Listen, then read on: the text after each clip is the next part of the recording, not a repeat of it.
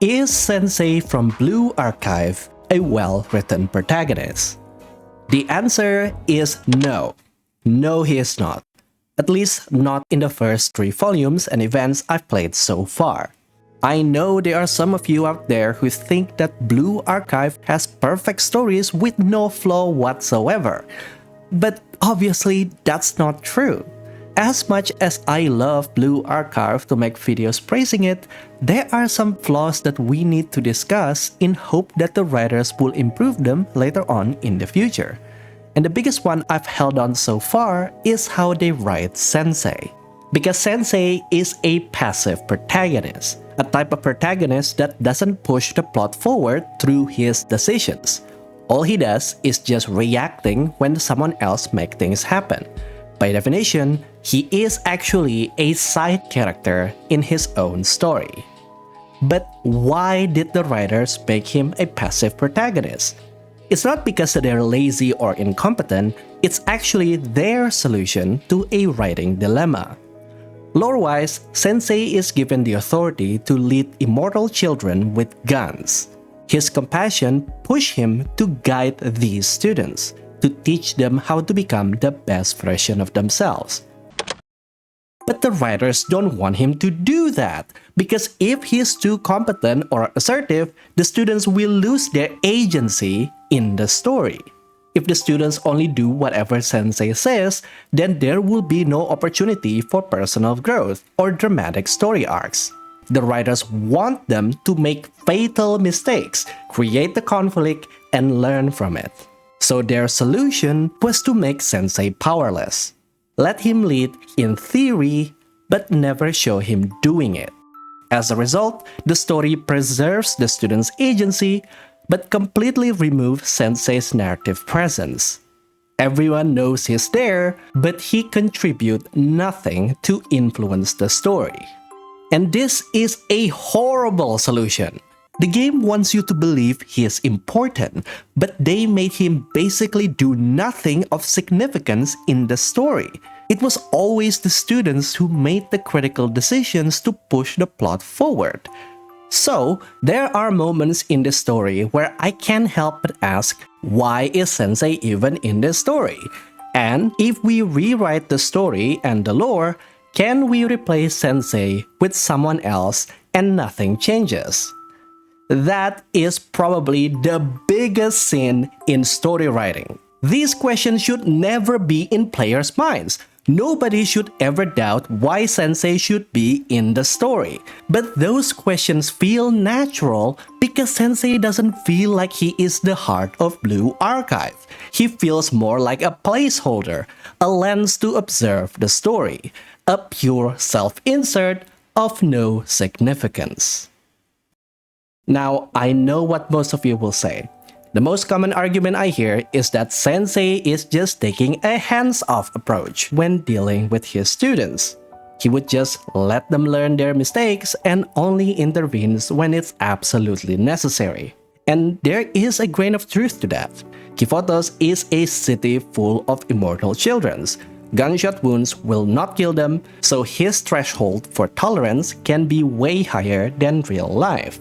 He didn't need to correct Izuna in the Cherry Blossom event when she was working for the criminals, because Sensei can tell Izuna is a good girl, so he just needs to nudge her a bit, showing her kindness and helping her see who the real bad guy is. But that logic falls apart when the students are actively trying to kill each other. In the Ivan Kupala event, Cherino had put Nodoka and her friends from Spec Ops number 227 in a winter wasteland without any food or heating system. This extends all the way to the Hot Spring Resort event. I'm pretty sure that the students' halos do not protect them from hunger and frostbite. So it's very weird that Sensei doesn't seem to push harder when Cherino said she wouldn't fix their living condition. In Volume 2, Ryo is determined to kill Ares for the greater good, but Sensei cannot even form a proper argument to refute Ryo's claims. He didn't even have a strong push to rally his students to save Ares. It had to be Momoi who pushed for it. And why is that when he saw Mika clearly hurting inside in Volume 3 Chapter 4, he did nothing to stop her? And don't give me that time limit argument. He eventually did double back to break the fight between Mika and Saori, but only after they hurt each other to near death. Why? Why didn't he redirect Mika's anger to the real culprit behind all of this? Why did he allow this fight to happen? Across all of these examples, why is that when there are conflicts between students, Sensei refused to use his authority to de-escalate, mediate, and guide the students? Why can he be assertive to stop the students from making terrible mistakes? The answer is that he can't. The writers won't allow him to. He can always make things worse, like how he triggered Nagisa, but he can't solve the problems on his own. It has to be the students who solve everything. He cannot stop the students from committing their biggest mistakes and rob their agency in their story. But the implication of that is just horrifying. Sensei is portrayed as an irresponsible adult who wouldn't use his authority to correct misbehaving students. He's written like a teacher who refused to teach and to prevent harm from happening in the first place. And that makes him look less like a mentor and more like a bystander. Correct me if I'm wrong, but the only exception I saw so far is with Maki's MomoTalk event. When Maki got arrested for putting graffiti on a wall without permission and hacking local businesses, Sensei was very assertive to tell her to apologize and to stop before he has to raise his voice. This is what I'm looking for. Sensei used his authority to correct and teach his students how to become the best version of themselves. And sure enough, his effort made Maki a better person. Why haven't we seen this Sensei in the main story? And this is why Volume 3 is such a wasted potential. Sensei is a mentor character, so his principles cannot change. But Volume 3 Chapter 2 should have been the story where Sensei's principle finally get tested. Nagisa kept pushing him to give her a name of the traitor, but Sensei kept refusing her even under her threats. This should raises a moral dilemma. Would you sacrifice one student to save three? And if Sensei knew Azusa had killed Seiya at the time, would he choose differently? And that could be a big theme in Volume 3. What would Sensei do if the students he cherished started to kill each other? Does redemption exist for students who commit terrible sins?